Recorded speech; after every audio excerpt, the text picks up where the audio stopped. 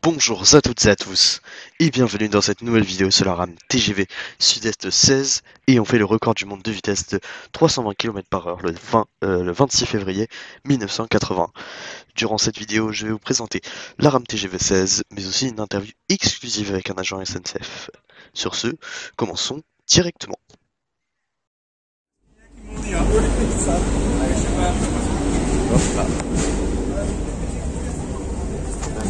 Bonjour messieurs, dames, je me présente, je suis Fabien. Je suis Fabien, conducteur à Paris-Gare de Lyon, du coup pour SNCF Voyageurs. J'ai le plaisir de vous accueillir dans cette motrice de la rame 16 qui a battu le record de vitesse le 26 février 1981 à 380 km/h. On est très content de vous présenter cette rame historique quelque part parce que de la conserver c'est pas une mince affaire. Vous êtes dans une cabine type des premières séries de TGV construites. Moi je me suis assise là, je m'excuse. Vous savez où est-ce que vous êtes assise? Sur le siège ou sur l'emploi du président François Mitterrand. Voilà. En fait, le président Mitterrand, il a eu la chance parce qu'en fait, c'est à la fin des années 60-70, sous l'ère de Pompidou et de Giscard qui a été lancé entre guillemets le programme TGV, et c'est lui qui l'a inauguré en 81 quand il a été élu. Donc, mais en fait, les études étaient construites. Mais bref. Donc là, vous êtes dans une motrice TGV PSE, Paris Sud-Est, où, voilà, ça c'est le store, Patrick et Sophie électrique. Alors en fait, pourquoi Patrick et Sophie électrique? Eh bien, les deux premières rames, la rame 01 et la rame 02, on avait fait la tournée d'adieu il y a 2 ans. On était venu à Lyon d'ailleurs avec la rame 01. Patrick, c'est le nom d'une des filles d'un des conducteurs de l'époque, et Sophie, c'était la deuxième. Et eux, électrique, pourquoi? C'est que le TGV à l'origine aurait dû être thermique avec des turbines à gaz, et les chocs pétroliers sont passés entre les deux. Donc en fait, on dit on va mettre un pantographe, on va capter le courant et puis on va le faire électrique, le TGV. Donc vous êtes dans une cabine type. Alors en France, on roule à gauche. Vous voyez que quand même le pupitre il est déporté à gauche. Les seuls pays où ça roule à droite, mais le TGV celui-là n'y allait pas, c'est l'Allemagne, la Suisse et l'Autriche. Du coup, cette rame-là était en service pratiquement 40 ans, a roulé à 300 km/h à sa fin de carrière. Elle a démarré à 260. À l'époque, le service Paris-Lyon était à 260 et la ligne n'était pas ouverte en entier. Elle était ouverte de Saint-Florentin-Virginie dans l'Yonne jusqu'à Satonnet-Rieux. Satonnet-Rieux, vous savez où ça se trouve, les Lyonnais, je pense. Et après, la deuxième partie a vite été ouverte et on a pu faire Lieu-Saint-Moissy-Cramayel, Lyon-Pardieu en moins de 2 heures. Voilà. D'ailleurs, vous avez vécu, vous les Lyonnais, le déplacement de la gare des Brotteaux à la gare de Lyon-Pardieu. Voilà, c'est lié au programme TGV dans les années 80. La gare des Brotteaux ne répondait pas en termes de standard et de longueur pour la réception de 400 mètres de rame TGV, puisqu'on peut mettre 2 rames TGV sur la même voie. Et c'est en quelle année que c'est passé de Brotteaux à Pardieu? 83. L'ouverture du PRS, à peu près. Voilà. Maintenant, vous voyez, ils rajoutent des voies. En fait, il y a une petite erreur stratégique dans la construction de Lyon-Pardieu. C'est finalement, à l'origine, elle aurait dû servir de gare tête à queue pour les Paris-Lyon, mais en fait, tous les trains viennent tourner à Perrache. Ouais. Voilà. Et donc, en fait, on a créé des quais spécifiques. Je ne sais pas si vous avez vu à Pardieu, vous avez des quais qu'on n'utilise jamais au milieu. Entre 2 voies, vous avez un quai de service. Et donc, toute la gare a été construite comme ça. Et en fait, c'est une erreur parce que c'est pas utilisé. Ça n'a jamais pratiquement été utilisé. Ça servait pour l'avitaillement. C'est-à-dire que pour avitailler le voiture-bar, on n'utilisait pas le quai où les voyageurs montent, on utilisait ce quai de service. Ce qui existe à Paris, ça existe à Paris. Ça, et ça se fait encore ça se fait encore. Pardieu. Ouais, ça se fait. On voit les petites voiturettes passer. Ouais, mais en fait, vu l'utilisation, en fait, maintenant ils regrettent parce qu'ils auraient pu mettre plus de voies. Alors, vous avez eu la voie K, après vous avez eu la voie L, et c'est très saturé la gare de Lyon-Pardieu. Mais il y a des projets qui visent à mettre par exemple 2 trains sur la même voie ou des systèmes comme ça. Et donc les Paris-Lyon, c'est terminus PRH. On est d'accord. Et même certains trains qui vont à Saint-Étienne. Ça sépare à Lyon-Pardieu et ça va à Saint-Étienne. La tête va à Perrache et la queue va à Saint-Étienne. Excusez-moi. Donc vous voyez, là, la cabine spécifique. Alors, comme sur une locomotive, en temps normal, vous avez la partie pneumatique qui sert à freiner le train. À votre avis, la distance de freinage d'un TGV à l'urgence, c'est quelle distance? Parce que vous avez Il nous l'a dit. donc 3500 mètres. 3500 mètres. À l'époque, ce TGV-là n'avait pas les mêmes... en termes de freinage, un tout petit peu moins puissant en termes de freinage que l'autre TGV duplex. Mais ça le fait quand même. Au milieu, vous avez un volant. Le volant, il ne sert pas à tourner dans les virages parce que c'est la rail qui le fait. C'est en fait tout simplement le manipulateur de traction. C'est l'accélérateur, tout simplement, du TGV. Le TGV, on peut aussi bien utiliser les moteurs électriques en traction, c'est-à-dire en accélérant, comme en freinage électrique. Et le freinage électrique sur un TGV, il est très puissant, il est très important. Ça évite d'user les garnitures. Donc, comme on vous a expliqué, à l'urgence, c'est 3500 mètres. Sur un fonctionnement normal, on ne freine jamais à l'urgence déjà, de une, parce que ça freine fort, et puis voilà. Est-ce qu'on pourrait faire des distances de freinage plus faibles? Oui, mais ça aurait déjà un coût. Et deuxième chose, il faudrait vous attacher dans les voitures. Est-ce que vous avez une ceinture quand vous prenez une TGV? Non. Donc vous pouvez vous déplacer librement aux toilettes ou à la voiture bar. Sinon, si on pourrait faire des freins plus puissants, mais il faudrait vous attacher. Sinon, les bagages ils vont tomber. Bref. Mais on est capable de le faire. Hein, voilà.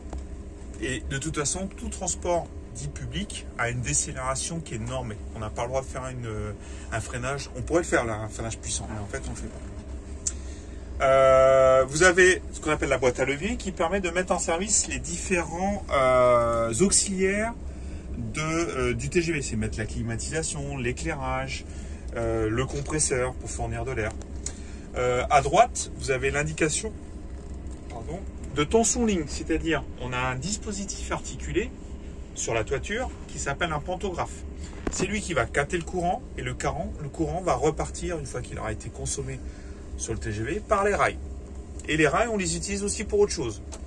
Sur ligne à grande vitesse, on peut tirer le rideau et on peut rouler sans regarder ce qui se passe dehors. Ah bon? Parce qu'en théorie, oui, alors ça vous fait peur? Ah, c'est pas une voiture. Alors, en fait, on le fait pas, hein, parce que moi j'aime bien regarder le paysage. Mais Oui, en fait, bien sûr. alors en fait, les lignes à grande vitesse sont forcément clôturées. Il n'y a pas de passage à niveau. De construction, il n'y en a pas. Il n'y a pas de passage à niveau. Tu t'imagines déjà sur une Mais les c'est pas voitures vrai, qui passent parce que nous, le train TGV, il passe devant chez nous et il y a bien un mais passage à c'est niveau. une ligne classique, madame. Et en fait, la force du TGV, c'est d'avoir eu un réseau à grande vitesse, des lignes à grande vitesse, et après, il sort. Si la ligne est électrifiée, le TGV peut y aller. Comme un train classique. Oui, mais par là, contre, il roule pas à 300. Il roule C'est pas à d'accord, 300, voilà. ok. Quand Et c'est donc, 300, voilà. D'accord. Voilà. Et donc, le TGV, c'est sa grande force, c'est qu'il peut rouler sur les lignes classiques électrifiées. Et à l'origine, si je ne vous l'ai pas dit encore, il aurait dû être thermique, le TGV. Il doit être à turbine à gaz. Pourquoi on ne l'a pas fait? Il y a eu des chocs pétroliers entre eux. Donc, on dit, maintenant, on va utiliser l'électricité. Voilà. Et du coup, la force du TGV, c'est de pouvoir aller sur les deux tensions d'alimentation qui existent en France. Ici, c'est des tensions... le courant, l'électricité est arrivé dans les années 50, après la Seconde Guerre mondiale, mais les premières électrifications, c'est sur Austerlitz, sur les Austerlitz, Bordeaux, Limoges, Toulouse, c'est du 1500 volts continu. Maintenant, tout ce qui est, on va dire, électrifié depuis les années 60, c'est beaucoup de l'alternatif, du 25 000 volts, c'est les lignes du nord et de l'est. Par exemple, tout ce qui est Strasbourg, Lille, même la Normandie, une partie de la Bretagne, c'est en 25 000 volts alternatif. Pourquoi? La tension est plus élevée, soit, mais on consomme moins de courant. Et les postes d'alimentation EDF qui alimentent la SNCF, il faut savoir que la SNCF est le premier consommateur d'électricité de France. On arrive à espacer les points d'alimentation, au lieu de 12 à 15 km, on fait 60 à 80 km. Tout ça, c'est un coût. Voilà. Ça permet d'économiser sur le transport de l'énergie électrique. Il y a juste une chose de ce que vous avez dit tout à l'heure. Vous avez dit que l'électricité arrive par le pantographe et part par les rails. Oui, tout à fait. Et quand on touche le rail, on risque de se faire électrocuter. Non, parce qu'il est relié à la terre, en fait. D'accord. Mais oui, en fait, c'est plus pour la fuite. Enfin, oui, pour que oui, ça... c'est courant de fuite. Mais en fait, vous pouvez toucher le rail, il ne se passera rien. En théorie, il ne se passera rien. Mais de principe, ça, c'est des règles de sécurité du personnel. On ne touche jamais un rail et on ne touche jamais un câble qui est tombé. Parce qu'on ne sait pas, l'électricité, c'est un danger invisible. On ne sait pas si c'est alimenté ou pas. Donc, par principe, on n'y touche pas. Et d'ailleurs, on ne pose pas le pied sur le rail, même si on a des chaussures avec, qui sont isolées, par principe, on ne le fait pas. Mais non, il n'y a pas de risque. Et vous verrez, les rails, ils ont des gros, ce qu'on appelle des gros chaînes de retour de courant. C'est des trucs énormes. Voilà. Si vous avez d'autres questions. Alors, les instruments, donc là, c'est pour freiner. Alors là, c'est pour freiner, cette partie-là, vous voyez, ça c'est freiner, ça c'est accéléré. Il y a la marche avant, la marche arrière, parce qu'il se peut des fois qu'on fasse des mouvements. Vous avez l'indicateur de vitesse et la vitesse imposée, qui est le régulateur de vitesse de votre voiture. C'est le même système. Je mets une consigne à 200, le train il va monter à 200, il va rester à 200, voire même il va freiner électriquement. Voilà. Vous avez une horloge. Le contrôle de vitesse, il est embarqué. C'est-à-dire qu'on est surveillé tout le temps. Tout le temps. Il n'y a pas besoin de point. Voilà. Si on dépasse la vitesse, notre chef il est au courant tout de suite. Il est au courant quand la bande graphique, donc ce qui enregistre la vitesse, ou l'ordinateur, donc là, sur ce modèle là c'est un ordinateur, il le sait dans les 3-4 jours. Donc ça ne sert à rien de lui cacher, il va le savoir. Mais moi j'ai aucun problème, moi je suis sans irresponsabilité. Mon but c'est de vous transporter en sécurité à l'heure. Voilà, c'est mon but. En bas c'est pour mettre les pieds? C'est pour mettre les pieds, c'est pour tenir la veille automatique, l'homme mort. C'est-à-dire que le conducteur, il est seul. Donc l'homme mort, le conducteur, il maintient. Tous les 55 secondes, il relâche, il reprend. Si jamais il relâche 5 secondes après, le train s'arrête, ça envoie une alerte au poste d'aiguillage et le contrôleur est au courant. C'est tous les combien vous avez dit? 55 sur ce modèle-là. Et maintenant, c'est 30 sur le tramway et le TGV. Toutes les 30 secondes, il faut penser à... Ah ouais, mais c'est d'habitude. Et en fait, on est comme ça. Même... Et les pieds alors? Et bien en fait, que quand vous avez besoin de donner un coup de sifflet, de donner un coup de frein, il faut libérer vos mains. Donc, vous appuyez avec le pied. D'accord. Et vous avez là, le pied, et vous avez là. Pourquoi ici? Si vous regardez ici, par là, la regarde. Je peux faire ça. Voilà. Je peux regarder mon train, parce que je dois aussi regarder, observer, si j'ai pas de blocage, si j'ai pas d'effort de retenue, si j'ai pas de dégagement de fumée de mon train. Ça, c'est des règles de base de sécurité. Voilà. Oui, parce que vous n'avez pas du tout de rétroviseur. Non. Non. Et les trains de marchandises, les distances maxi en France, c'est 800 mètres. Et moi, j'ai conduit ma première partie de conduite, ça fait 27 ans que je conduis, j'ai commencé par les trains de marchandises. C'est très formateur, c'est très bien. C'est les trains les plus durs à conduire. Franchement, on pourrait penser, ouais, ça roule moins vite. C'est combien de longueur un train de marchandises? 750 mètres à 800. Et quand vous avez un blocage sur le dernier, vous êtes content. Ça arrive. Pour être conducteur, il faut quoi comme le meilleur bagage, madame, moi c'est ce que j'ai fait, j'avais été au centre d'information et d'orientation, c'est un bac STI à base électrotechnique, électricité.